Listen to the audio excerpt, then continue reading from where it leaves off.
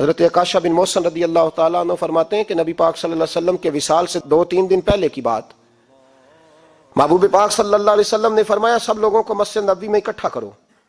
اکٹھا کیا۔ جب کوئی نئی آیت آتی تھی یا کوئی جنگ کی تیاری ہوتی تھی تو لوگ اکٹھے کیے جاتے تھے، سب کو اکٹھا کیا۔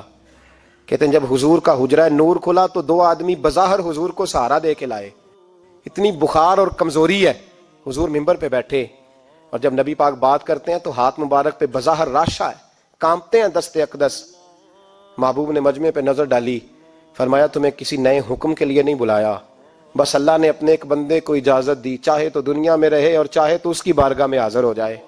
اس بندے نے پردے کا فیصلہ کیا ہے، میں نے تمہارے بیچ وقت گزارا ہے، تمہارے ساتھ رہا ہوں۔ حضور فرمانے لگے میری زبان سے، میرے قول سے، میرے فعل سے غلاموں کسی کو تکلیف پہنچی ہو تو بدلہ لے سکتا ہے، یہ نہیں فرمایا معاف کر دو، اٹھو اور بدلہ لو۔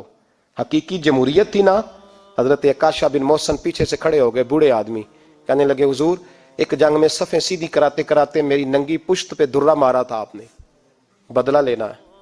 عجیب ہی منظر بن گیا مسجد نبی کا، آنسو بہنے لگے، لوگ تڑپنے لگے۔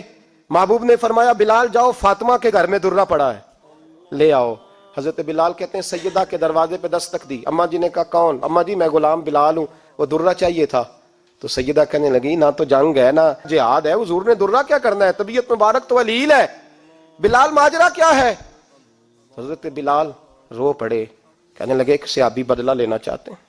حضرت فاطمہ نے امام حسن اور حسین کو باہر نکالا، درہ دیا، کہنے لگی بلال عکاشہ سے کہنا میرے بیٹوں کے وجود پہ 100 درے مارے، انہوں نے فاطمہ کا دودھ پیا، سی کوئی نہیں کریں گے لیکن حضور تک کوئی نہ جائے، اور میں نے ویسے بھی حضور پر قربان کرنے کے لیے پیدا کیے۔ سیدنا بلال حبشی رضی اللہ تعالیٰ عنہ فرماتے ہیں میں روتا ہوا درہ لیا، شہزادے لیے، اور میں جب حاضر خدمت ہوا نا حضور کے دروازے پہ داخل ہوا، محبوب پاک صلی اللہ علیہ وسلم نے امام حسن اور حسین کو دیکھا تو حضور رو پڑے، فرمانے لگے انہیں بٹھا دو، مجھے پتا ہے فاطمہ نے کیا کہہ کے بھیجا، بٹھاؤ۔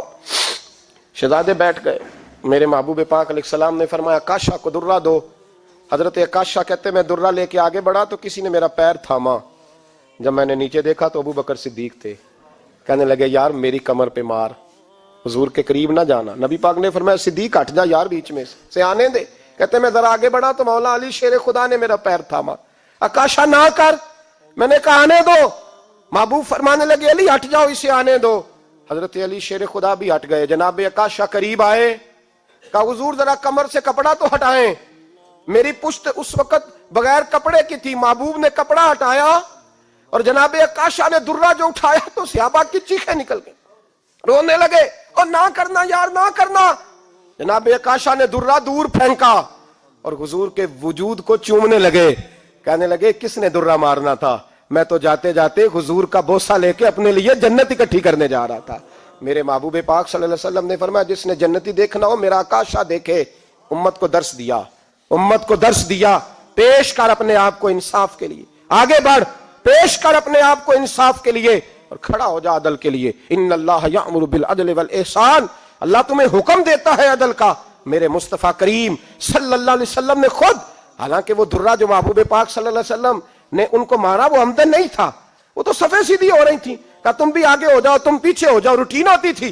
بھائی میرے محبوب صلی اللہ علیہ وسلم یہ پیغام دے کے گئے ہیں امت کو، عدل کا دامن تھام، انصاف سے زندگی گزار، انصاف کے ساتھ وقت گزار۔